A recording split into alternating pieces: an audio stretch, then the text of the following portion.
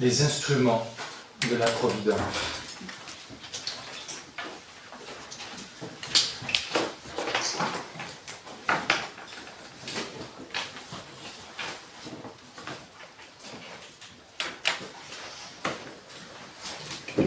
Une citation de Jean-Paul II dans ses fameuses catéchèses sur la providence. La Bible réfère directement à Dieu le gouvernement des choses. Mais on peut et on doit distinguer entre l'action de Dieu créateur, qui est appelée traditionnellement cause première, et l'activité des créatures comme cause seconde, régie par des lois propres et auxquelles Dieu a conféré une autonomie. Il ajoute: la providence laisse donc intact le rôle des créatures comme cause seconde, avec leur dynamisme dans la formation et le développement du monde. Nous allons donc être amenés à parler des instruments, c'est-à-dire des causes secondes, en sachant que Dieu est cause première. Si vous préférez, ce sont des médiations. Bien évidemment, il y a, puisque la providence est traditionnellement attribuée au Père, mais toute la Trinité est impliquée. C'est ce qu'on appelle en théologie l'appropriation. Donc le Fils et le Saint-Esprit sont les deux médiations, si on peut parler ainsi, sur cette Trinité. Si on accorde la cause première de la providence au Père, il faut parler aussi de la Vierge Marie, co-médiatrice du salut, les anges, la communion des saints. Si on a du temps, on parlera de la prière et de la providence. Cause première et cause seconde.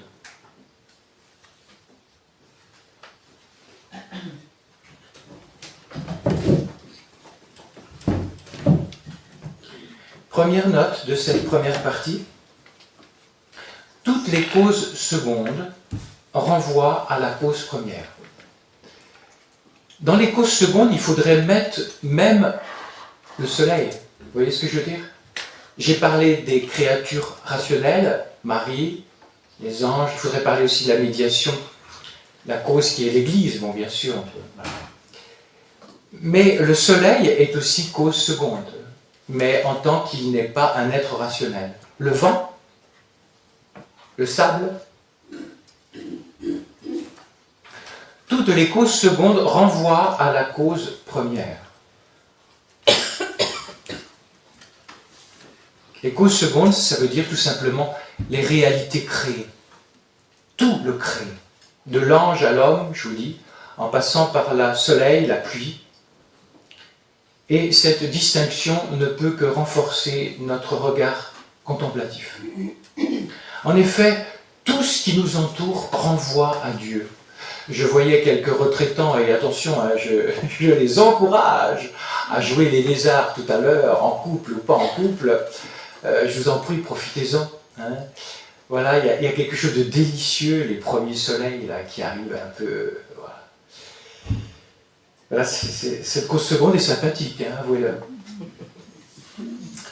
Écoutez ce que dit le père Désurmont dans un ancien ouvrage, Providence, tout petit ouvrage.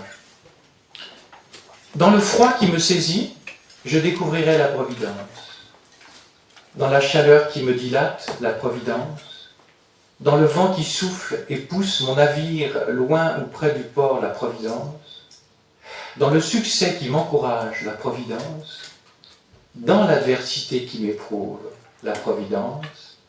Dans cet homme qui me fait de la peine, la providence. Dans cet autre qui me fait du bien, la providence.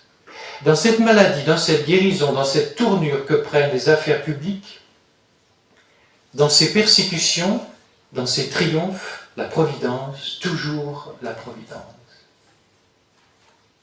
Ne faisons plus de tri, les amis. Il est dans tout.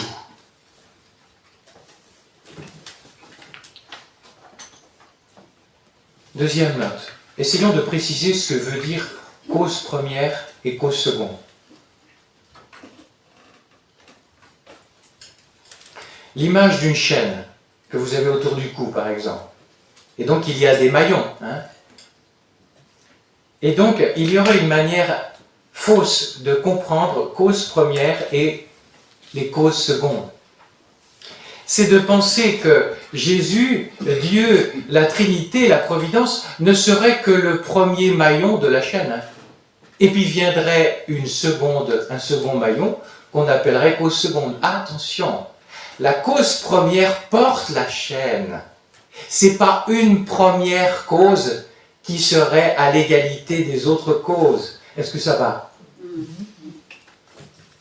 La cause première ne veut pas dire que c'est le premier maillon d'une longue chaîne.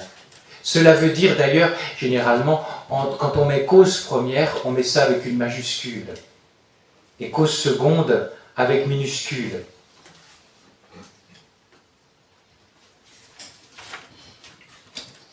Les causes secondes sont donc appelées ainsi pour signifier qu'elles n'ont pas elles-mêmes leur propre origine.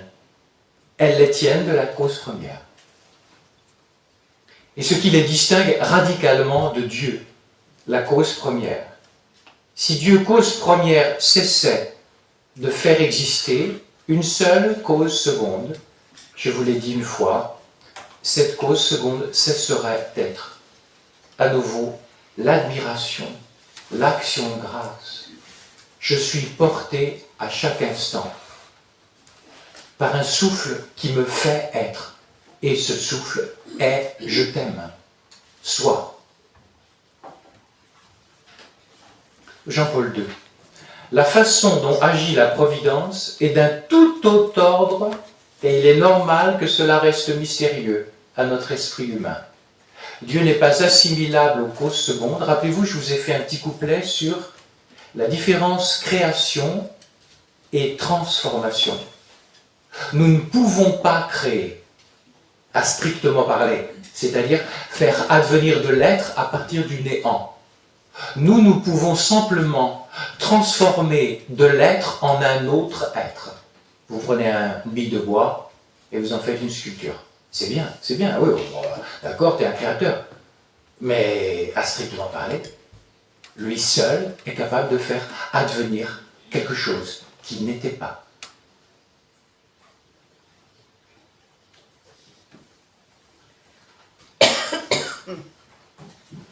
Ce qui fait, chers amis, que, tout d'abord, vous avez entendu tout à l'heure, du point de vue de la liberté, les créatures sont autonomes, et tout en étant dépendantes au niveau de l'être. Mais elles sont autonomes. La preuve, c'est que tu peux faire du n'importe quoi de ta vie contre la loi de Dieu, et Dieu ne te décrira pas. Par contre, c'est toi qui te perdras. Mais jamais Dieu perd quelqu'un. La deuxième chose, je vous ai dit autonome et dépendante. On est réellement autonome. Quand tu poses un acte libre, il est 100% de toi. Je te l'ai déjà dit, tu n'es pas Pinocchio avant que les fils sont coupés. En même temps, tu es dépendant. Parce que si Dieu cessait de te donner l'être et de donner l'être à ta liberté, elle ne pourrait pas exister. Et ce qui fait que ça nous invite à relativiser les grands de ce monde que nous admirons et devant lesquels nous font de grandes courbettes. Je ne vous demande pas de ne pas être respectueux, c'est pas ça la question. Écoutez, très intéressant, le grand Bossuet. À l'oraison funèbre d'Henriette de France, reine consort d'Angleterre.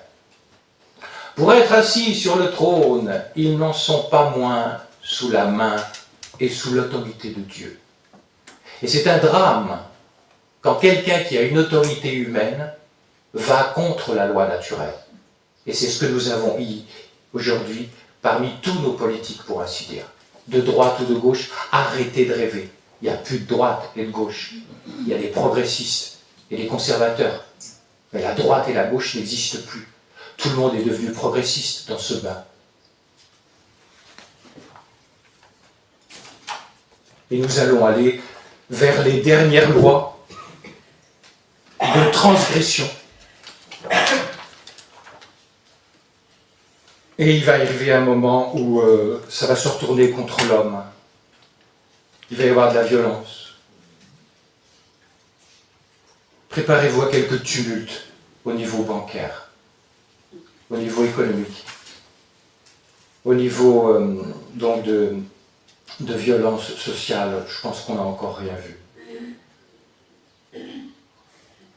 Il n'est pas possible que l'homme vive contre ce qu'il est dans sa nature profonde sans qu'il finisse pas par s'auto-détruire. Et nous sommes arrivés à une sorte de...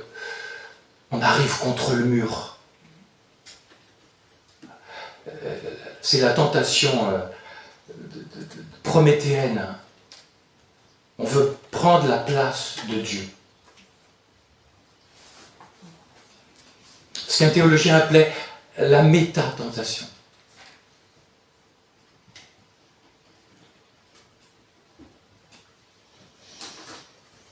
Tiens, un petit couplet, ça vous intéresserait? Sur les miracles. Alors donc j'ai donné 2 notes, hein, c'est bien ça? 2 notes, en voici une 3e. Les miracles, toujours dans la première partie, hein, les miracles, est-ce une ingérence de Dieu dans le monde des hommes?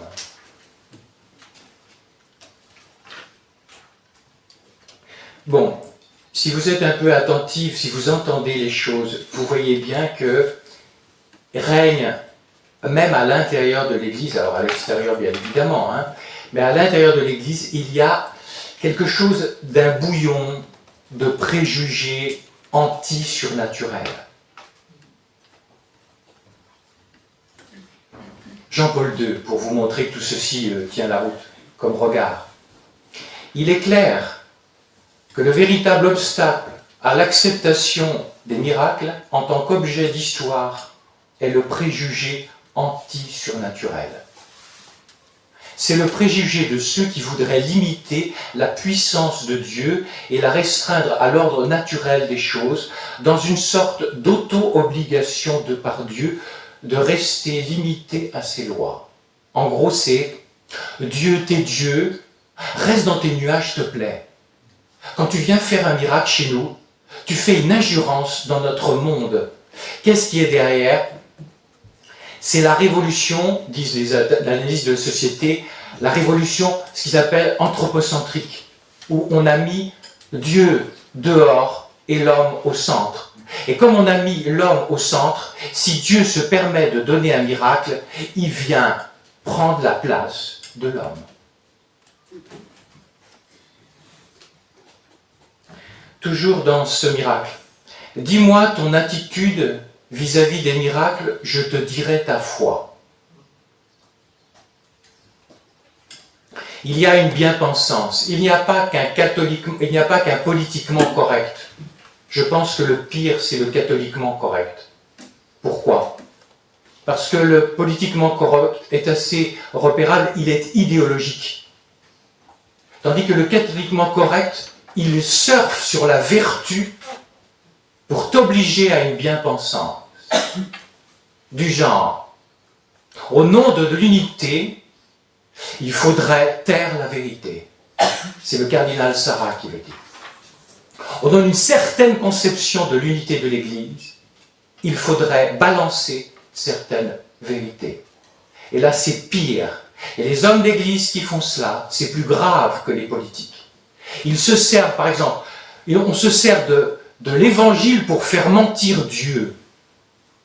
Par exemple, aujourd'hui, c'est très fort, on va se servir de la miséricorde pour dire que certains péchés ne sont plus des péchés. Si vous n'êtes pas attentif à ça, vous êtes malheureusement un peu aveugle. Parce que ça court les rues, et surtout les sacristies. Au niveau de la bien-pensance vis-à-vis des miracles, on nous a dit à satiété, depuis des dizaines d'années, hein, et les plus anciens parmi vous le savent mieux que moi, mais enfin, soyez adultes, soyez modernes, vous n'avez pas besoin de signes sensibles pour vivre votre foi au Christ, comme si le miracle relevait d'une foi infantile. Le grand Pascal, je vous signale qu'il a été converti alors qu'il vivait comme un libertin par un miracle obtenu dans sa famille sur une maladie de jambes. Il dit « Les miracles sont plus importants que vous ne le pensez, ils ont servi à la fondation de l'Église et serviront à la continuation de l'Église. » Très intéressant l'Évangile, car il n'y a rien de nouveau sous le soleil. Jésus est de Nazareth. Il revient dans son pays. Et il est dit, il ne fit pas beaucoup de miracles à cet endroit-là, à cause de leur manque de foi.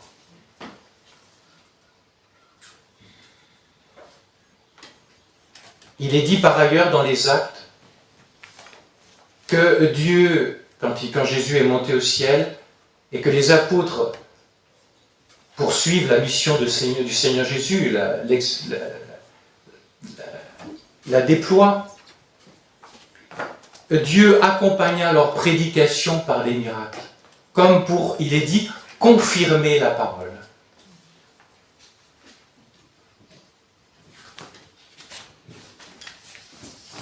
Il y a un problème, je vais être un petit peu philosophe alors que je ne suis pas. Voilà. Il y a depuis le philosophe Kant une sorte de dualisme entre l'esprit et la nature. Et à l'intérieur de l'Église, comme l'Église est dans le monde, on peut se laisser contaminer par le monde. Et on dira volontiers que Dieu est capable d'agir dans l'esprit, mais pas dans la nature. Et c'est très fort chez certains théologiens. Je viens de terminer un gros pavé du père Bonino, un dominicain qui est à Rome, un très grand professeur de théologie, qui vient de sortir son truc sur Dieu, création, providence et le mal. Et il dit ça à plusieurs reprises.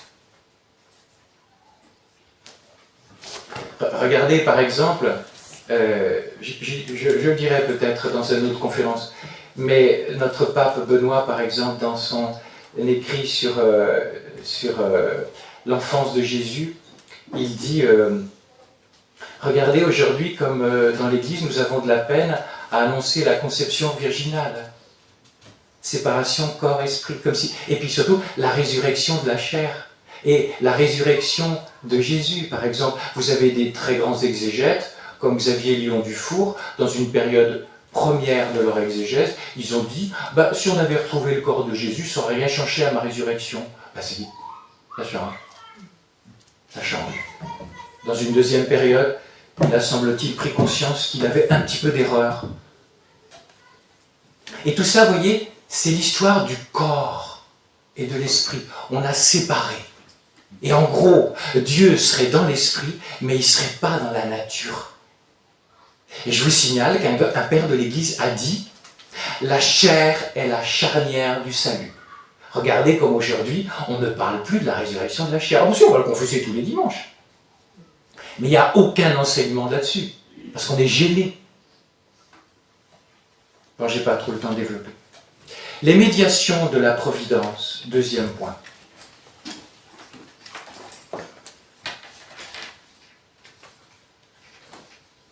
Je fais juste une parenthèse en forme de slogan pour ce que je viens de dire.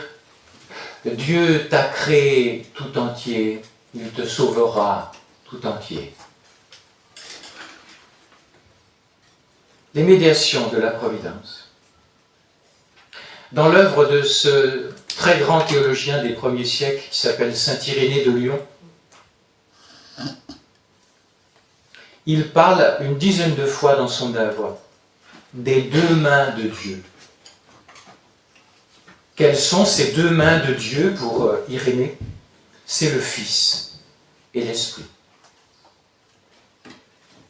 Jésus et l'Esprit, vous allez mettre ça entre guillemets, sont donc les premiers instruments de Dieu le Père pour le déploiement du plan providentiel. Je dis bien entre guillemets, vous devinez. Le Fils est Dieu, l'Esprit Saint est Dieu. On peut dire aussi que Jésus est l'épiphanie, le visage humain de la providence. Et le cœur d'amour de Seigneur Jésus est l'image du battement du cœur d'amour du Père. La preuve en est, Philippe demande « Hé Jésus, montre-nous le Père !» Réponse de Jésus « Pourquoi tu me poses cette question? Qui m'a vu a vu le Père. » Tu veux voir le visage de la providence? Suis Jésus pas à pas. Jean 14, 9, 10 pour le dialogue entre Philippe et Jésus.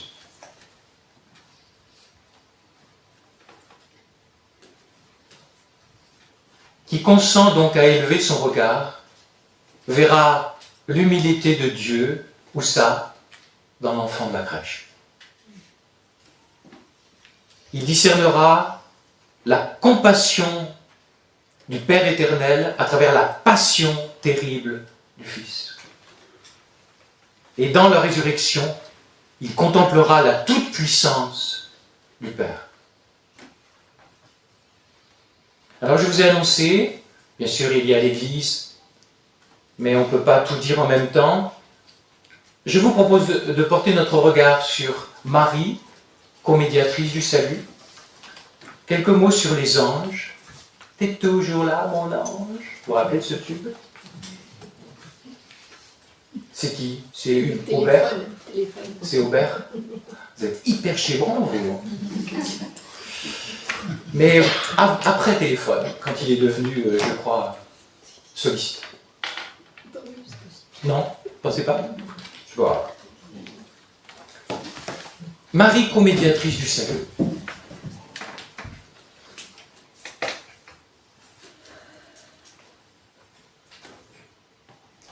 Évitons de considérer la médiation qui est absolument unique, c'est certain, de notre Seigneur Jésus-Christ. Pourquoi? Parce que saint Paul le dit, unique est la médiation, unique est le médiateur. Mais évitons de nous représenter la médiation du Christ comme une tour d'ivoire complètement refermée sur elle-même. Le Concile Vatican II, quand il traite de la Vierge Marie, a un très beau développement là-dessus. Il faut plutôt envisager la médiation du Christ qui est unique, bien évidemment, et nos frères protestants ont pour cela raison, mais ils ont tort, car ils envisagent cette médiation comme fermée. Elle est ouverte, c'est-à-dire ouverte à la participation. D'ailleurs, le Concile Vatican II a une parole toute simple, il dit « Quand quelqu'un est bon, il participe à la médiation de bonté de Dieu. » Donc, leur truc ne tient pas trop la route. Écoutez ça. Tout comme le sacerdoce du Christ, c'est Vatican II, est participé sous des formes diverses, tant par les ministres que par le peuple fidèle, ainsi l'unique médiation du Rédempteur n'exclut pas, mais suscite au contraire une coopération variée de la part des créatures en dépendance de l'unique source. C'est là que nos frères protestants ont raison. Mais ils ont tellement envisagé la dépendance que c'est rideau. Et ils se prient de la Vierge pour beaucoup. Ce qui est amusant, c'est que certains protestants sont plus catholiques que les catholiques pour ce qui est de la Vierge Marie. Je pense à un ouvrage de Carlos Payon, par exemple. Alors, cette précision faite, c'est une participation ouverte, c'est-à-dire que Marie n'est rien, Dieu seul est, dit le grand Grillon de Montfort. Mais le tout veut faire participer le rien qu'est la Sainte Vierge au tout. Et il n'y a aucune grâce depuis la mort et la résurrection de Jésus et l'assomption de la Sainte Vierge, il n'y a aucune grâce qui ne soit pas mariale. Tu entends ça? Quand tu demandes à Jésus une grâce, supposons qu'elle t'arrive par les douces mains de la Sainte Vierge, par le doux cœur de la Sainte Vierge. Est-ce que Marie est la quatrième personne de la Trinité? Non. Il n'y en a que 3. Mais la Trinité a fait le choix de venir dans le monde par Marie Et elle dit aux hommes, si vous voulez retourner à la Trinité, il faut passer par le même chemin que le Fils a emprunté.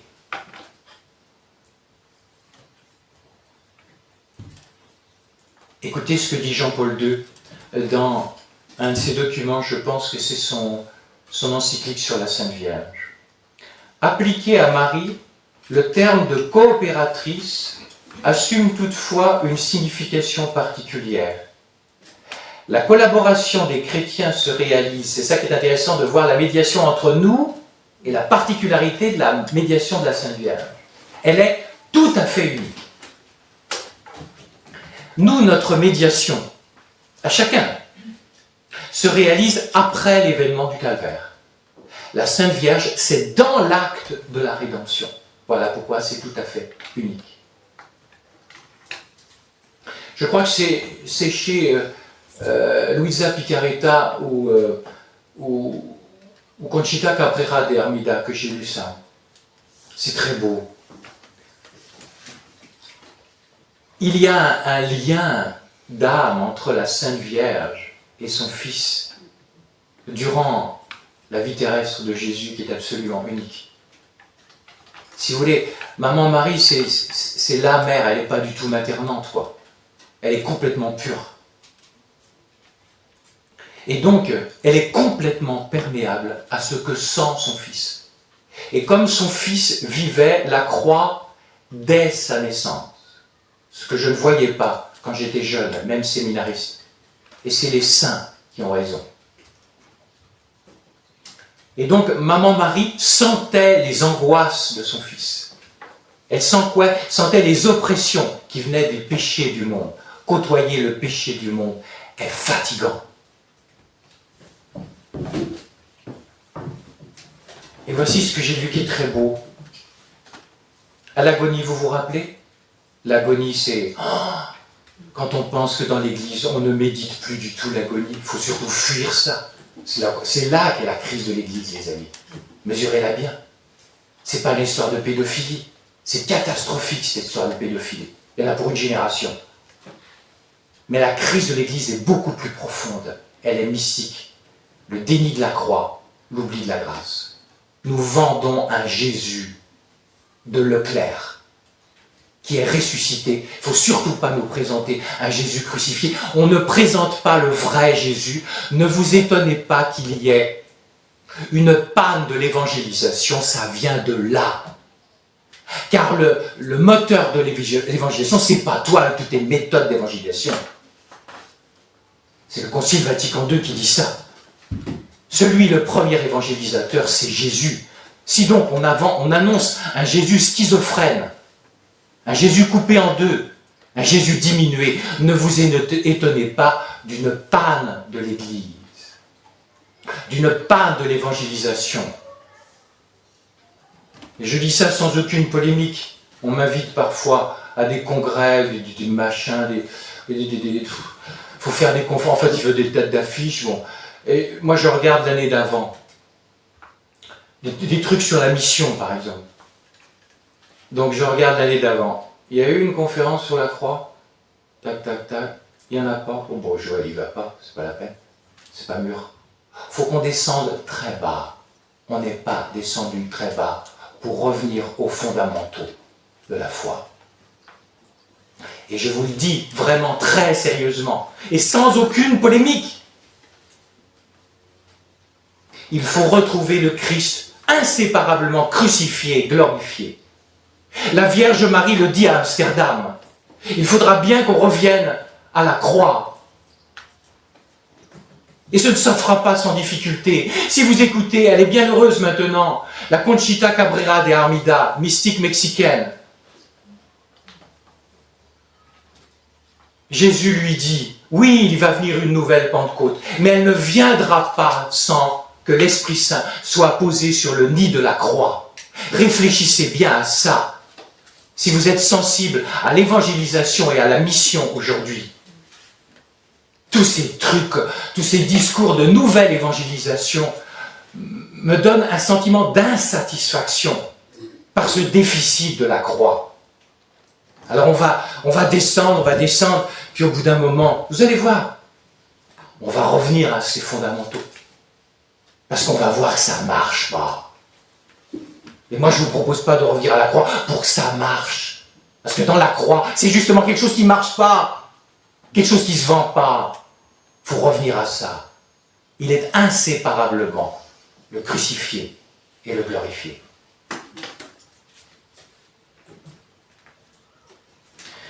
Et donc, je m'excuse, j'ai oublié de vous dire. Dans l'agonie, je fais une digression.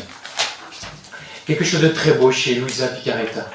Jésus vit quelque chose, le docteur Barbet qui a analysé l'agonie, parle en tant que médecin, psychologue, tout ce que vous voulez, il dit suer du sang, c'est une expérience, mais on n'imagine pas ce que Jésus a dû souffrir. Mais vous voyez ce que ça produit, quoi. Il est submergé par le péché du monde. Et donc l'éclatement des vaisseaux signifie une douleur psychologique complètement folle. Et là, dans l'agonie, à un moment, tout fils de Dieu qu'il est, étant donné qu'il sait que sa mère sent, elle n'est pas là à l'agonie, mais elle sent, les mamans sentent, puisque c'est la mère. Et donc Jésus dit, alors qu'elle n'est pas là, maman, je ne vais pas y arriver. Et la Vierge Marie, dans la communion des saints, vient et lui propose son bras pour que le Fils de Dieu aille, fasse le pas. Oui, je veux bien. Et vous comprenez, il y a donc un lien extrêmement intime de Marie au cœur de la rédemption. Et voici ce que dit Jean-Paul II. Les chrétiens se réalisent après le calvaire, dont ils s'efforcent de répandre les fruits de la prière et le sacrifice. Au contraire, le concours de Marie s'est réalisé au cours de l'événement, même et à titre de mère. Il s'étend donc à la totalité de l'œuvre salutaire du Christ, car elle seule, c'est elle seule qui fut associée de cette manière à l'offrande rédemptrice qui a mérité le salut de tous les hommes. En union avec le Christ et soumise à lui, elle a collaboré pour obtenir la grâce du salut de toute l'humanité. Elle est ta mère. Il n'y a aucune grâce qui ne soit pas mariale. Par décision de Dieu.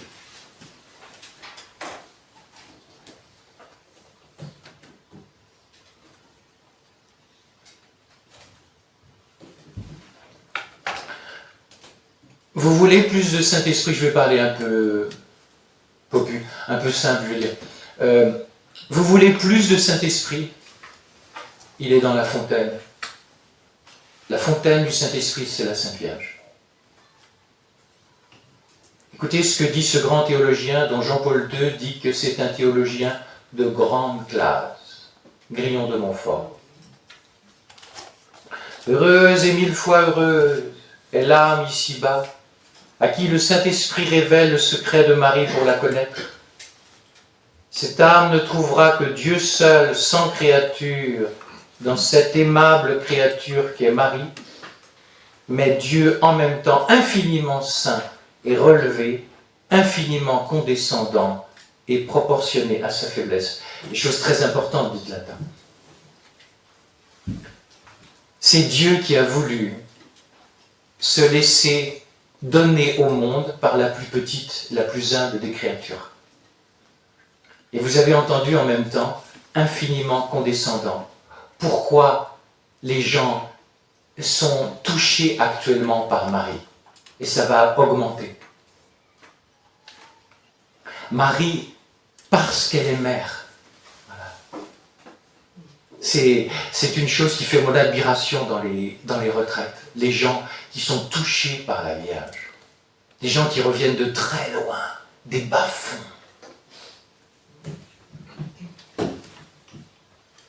Marie ne retarde pas le don de Dieu.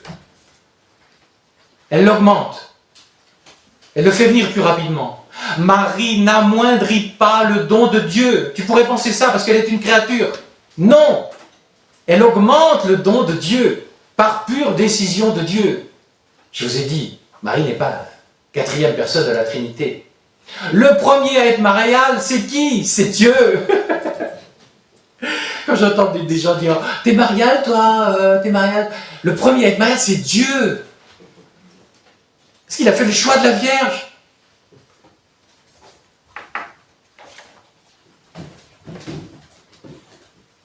Alors ça a des implications extrêmement importantes pour notre vie spirituelle. Marie va être notre éducatrice, mais elle ne peut pas l'être si tu ne la choisis pas.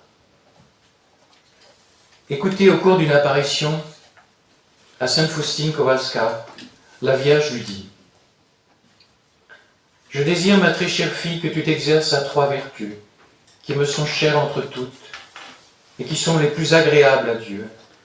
La première, c'est l'humilité, l'humilité, et encore l'humilité. La deuxième, c'est la chasteté. La troisième, c'est l'amour envers Dieu. Et à la fin de l'entretien, raconte Faustine, la Vierge Marie me serra sur son cœur et disparut. Lorsque je suis revenu à moi, mon cœur est demeuré étrangement attiré par ces 3 vertus, et je m'y exerce fidèlement. Elles sont comme gravées en mon cœur. Quand tu peines sur le chemin de la vertu, vas-tu vers la mère de toutes les vertus? Et c'est très concret. Pour être maman avec tes enfants, avec qui c'est difficile, par exemple. Pour être époux avec ton épouse, parce qu'elle t'agace. Ou inversement, parce que c'est pénible. Marie est aussi notre protectrice.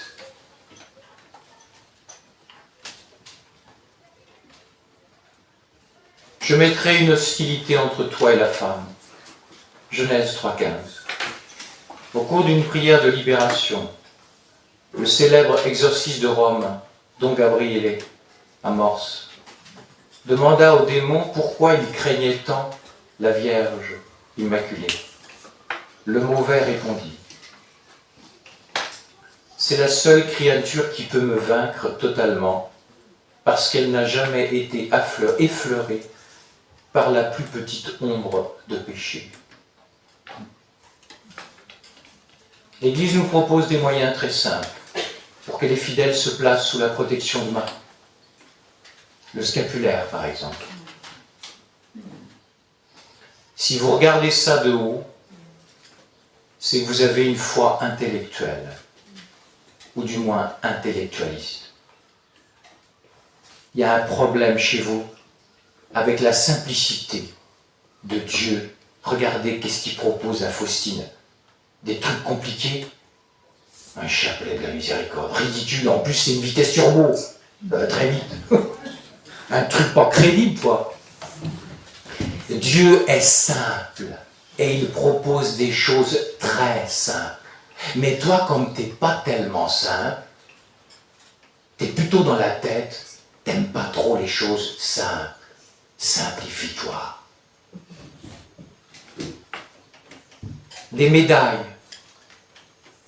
des images mariales, sans oublier la prière de l'Ave.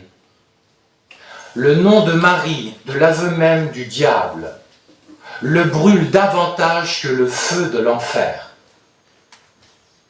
Arrêtez de dire, que j'arrête aussi de dire, allez les amis, on va faire une petite prière. La petite prière, c'est toujours le chapelet, l'Ave. L'Ave n'est pas une petite prière. C'est une prière de protection. Les anges, maintenant. En voilà bien, les anges.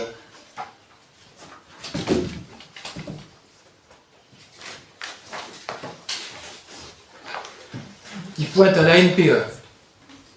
Les pauvres. Bah, ils manquent de travail. Regardez, depuis la démythologisation dont on a tellement parlé suite au concile, notamment Bultmann, ce libéral protestant, qui disait en substance, comment peut-on croire à ces trucs-là à l'heure de l'électricité, le pauvre. Quand on pense que tout le monde écoute ça, c'est fou. Il pointe vraiment au chômage, les pauvres, Chacun a un ange. Et il y a quelque chose de très beau chez saint François de Sales. Il est évêque. Et un jour, il y a une jeune femme, je crois, qui vient le voir. Elle va rentrer comme religieuse. Et tout d'un coup, il y a une expérience mystique dans leur dialogue. Et elle dit, « Ah, Monseigneur, je vois 2 anges autour de vous. » Et lui, sans problème, dit, « Ben oui, vous avez tout à fait raison. » Parce qu'il a eu des révélations. Il y a l'ange de François de Sales, en tant que baptisé. Parce qu'il en a bien besoin, dit-il. Et puis il y a l'ange, parce que je suis évêque. J'ai besoin d'un ange pour cette mission. Tu as bien raison, ma fille. Il y a 2 anges que tu vois. Autre fait. Je crois que c'est le père de Robert qui raconte ça, qui a écrit une très belle biographie sur Padre Pio. Je crois qu'il est mort. Je parle du père de Robert. Il est séminariste, jeune prêtre, il fait ses études à Rome, si j'ai bonne mémoire. Il est fils spirituel de Padre Pio. Un jour, il vient le voir. Et puis, dans le dialogue, il lui dit, un moment, le Padre Pio a un petit sursaut. Il lui dit, tu crois à ton ange ? Bah oui. Parce que je vois son reflet dans ton œil en ce moment. Quelle est la particularité des saints ? Chez eux, le voile qui les sépare du ciel est si ténu qu'il n'y en a presque pas. Et ils nous sont donnés, pas pour qu'on joue les médiums, mais pour que tu t'exerces à la foi.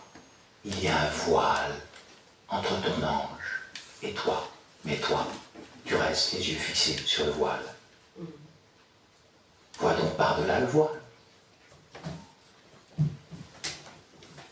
Le catéchisme 329 dit qu'ils sont serviteurs et messagers.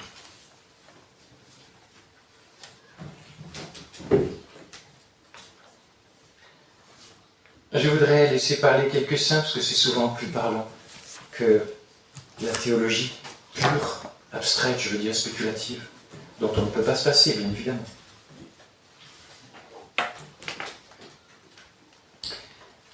Il faut commencer par établir votre relation avec votre ange. Je me méfie des gens qui demandent le nom de leur ange.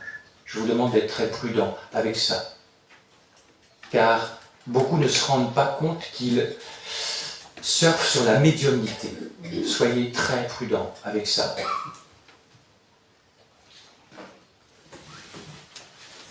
Commençons par établir une relation de familiarité. Moi, je me lève tous les matins, je tombe du lit, je me mets à genoux, je dis plusieurs prières.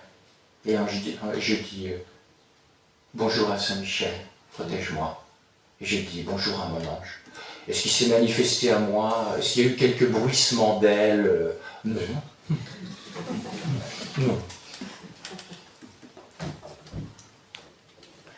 Le bon pape Jean XXIII, dans un discours du 30 septembre 1959, adressé à des parents, disait combien il est important de faire découvrir aux enfants qu'ils ne sont jamais seuls, qu'ils ont un ange à leur côté, toujours prêt à les aider. Voici ce qu'il disait. L'ange gardien est un bon conseiller. Il intercède auprès de Dieu en notre faveur. Il nous aide dans nos besoins. Il nous préserve des dangers, des accidents. Il confia même que l'inspiration de la convocation du Concile Vatican II vint de son ange.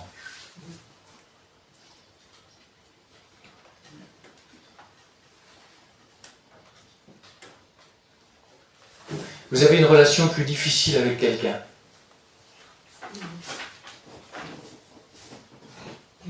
C'est comme dans le cochon. Tout est bon. Ce que je veux dire, c'est que l'ange, c'est pas que pour les affaires spirituelles, quoi. Arrêtez ces trucs de dichotomie, la nature du corps, de la vie. À nouveau, le même pape Jean XXIII, qui rapportait ce très beau secret du pape Pie XI au moment de la Russie soviétique et les ambassadeurs qui devaient venir au Vatican. Et Pie XI racontait ceci. Quand il nous arrive de devoir parler avec une personne difficilement accessible à nos arguments, j'aime beaucoup l'expression, nous recourons à notre ange gardien. Nous lui recommandons l'affaire, nous lui demandons d'intervenir auprès de l'ange gardien de la personne que nous allons rencontrer. L'entente, une fois établie entre les deux anges, la conversation entre le pape et son visiteur devient beaucoup plus facile. Oh, moi j'aime ces papes-là, des papes enfants. Je veux dire enfants par régression infantile. Il faut être enfant quand même pour voir des trucs comme ça. Notre drame, c'est qu'on est sorti de l'esprit d'enfance.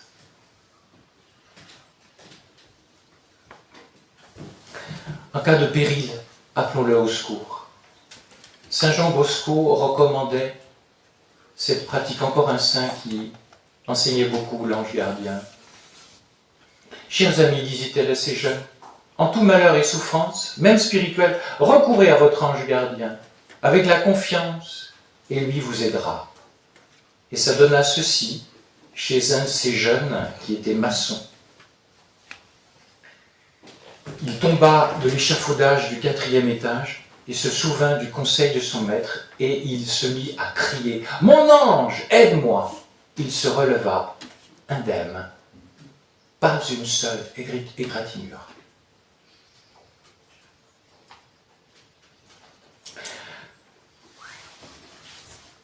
Il y a beaucoup d'angoisse dans notre monde qui pourtant a tout, sauf qu'il lui manque l'essentiel. Il y a beaucoup d'esprits inquiets, angoissés. Si vous adoptez votre ange, vous allez avoir une plus grande sérénité parce que vous vous savez entourer, aider, inspirer. Attention, ne l'utilisez pas. Mon ange, je ne pourrais pas me faire gagner au loto. Enfin, vous voyez, mais attention, ça ne veut pas dire que votre ange n'est pas capable de vous aider en cas de gros problèmes financiers, vous entendez?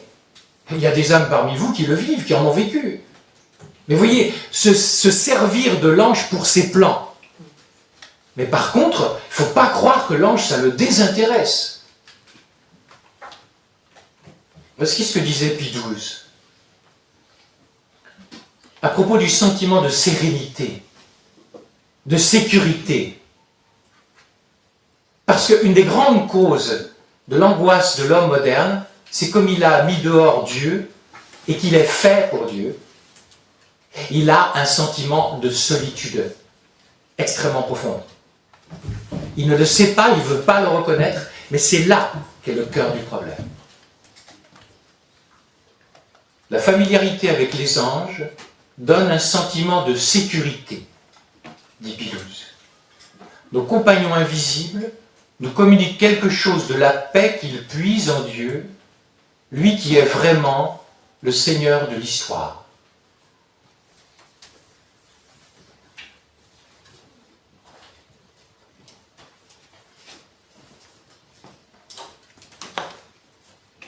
Je voudrais vous parler pour les quelques minutes qui nous restent de la communion des saints, toujours dans les causes secondes, dans les médiations. Je crois en l'Église une, sainte, catholique et apostolique, et je crois à la communion des saints. Je vous le dis bien simplement, bien sûr que j'aime tout le credo, mais il y a deux dogmes que j'aime particulièrement. Quand je dis j'aime, c'est pas aimer sensiblement, qui me bouleversent, quoi, qui sont absolument liés l'un à l'autre. C'est la providence et la communion des saints. En quoi ces deux articles du credo se rejoignent? La communion des saints désigne la participation des hommes au mérite du Christ, c'est-à-dire les grâces obtenues sur la passion, pendant la passion. Sans oublier les mérites de la Sainte Vierge et des saints. Et tout cela constituent un immense réservoir de grâce. Et la Providence nous les a obtenus. Mais alors, et comment s'articule la communion des saints? Eh bien voilà, papa était vigneron. Et le soir, il disait, voilà, vous avez bien travaillé, la barrique, elle est libre, vous pouvez aller boire. Mais je vous préviens demain matin, c'est dans la vigne, à telle heure, et frais comme un gardon, s'il vous plaît. Il était très fort pour ça. Il laissait libre, et en même temps, voilà. Et moi, je faisais les vendanges. J'aimais beaucoup faire ça.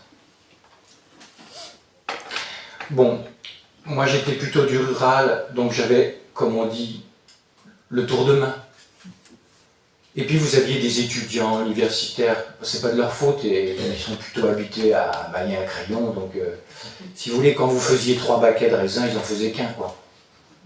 Et mon père ne disait pas, eh vous les étudiants là, vous avez coupé qu'un baquet, le soir vous aurez droit qu'à un verre, et toi tu as coupé 3 baquets, tu auras droit à 3 verres. Non, regardez. Le type était très performant, il mettait 3 baquets dans la portoire, l'autre il était plus faible, il en mettait 1, mais le soir, on pouvait tous puiser comme on voulait. Ça, c'est la communion des saints. Il y a des grands saints qui mettent 3 baquets, toi tu mets qu'un grain de raisin, c'est pas grave, le soir, tu pourras y aller au tutut. Elle est au raisonnable. Et c'est extraordinaire, ça veut dire quoi? Ça veut dire qu'il y a une circulation des biens spirituels. Ça ne vous bouleverse pas, ça? Une circulation de l'amour, une circulation de la grâce. Dieu veut qu'on devienne instrument de la grâce pour des autres.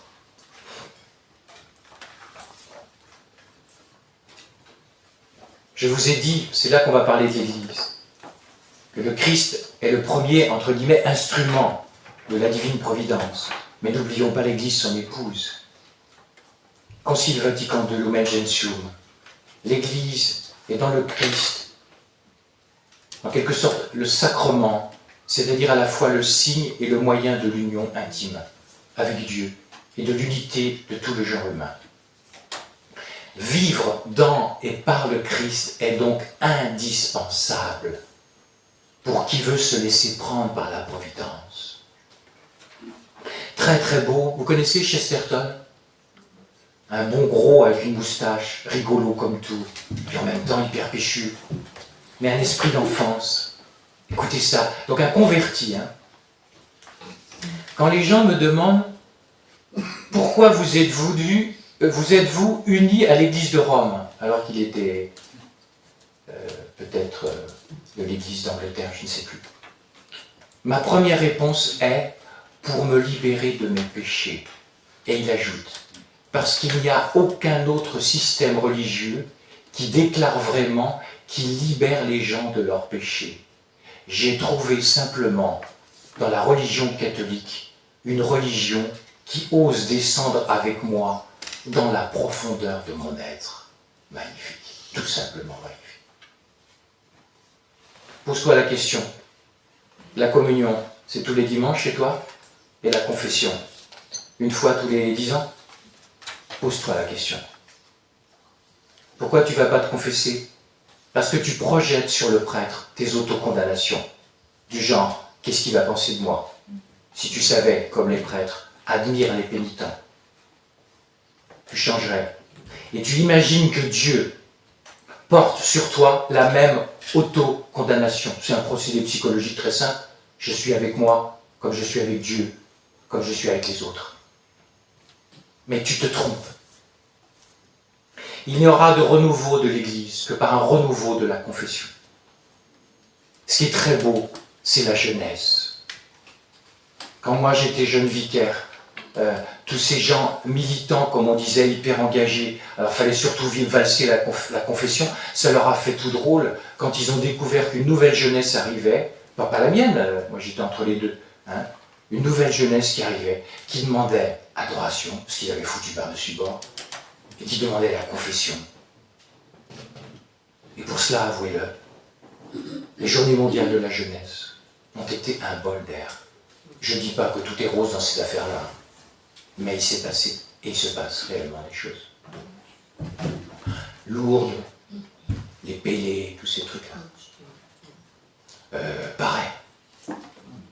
Et bien d'autres choses.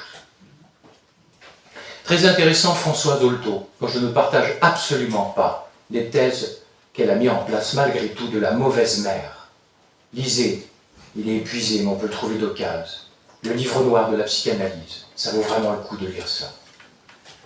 Et c'est écrit pas par des curés, c'est écrit par des thérapeutes, de TCC, tout ça. C'est passionnant. Mais elle a une très belle parole sur la communion des saints. Françoise Dolto. La communion des saints, cette solidarité spirituelle entre les vivants est le dogme que je préfère dans l'Église catholique. Une personne seule qui souffre, écoutez ça, là elle est formidable. Une personne seule qui souffre et qui offre, contribue à aider d'autres gens quelque part sur la terre. Elle ne souffre pas pour rien. Et grâce à la prière d'autres personnes, un ami peut se trouver soulagé. C'est bouleversant. Je vous dis ça pourquoi? Vous voulez que je vous redise? Oui, s'il vous plaît.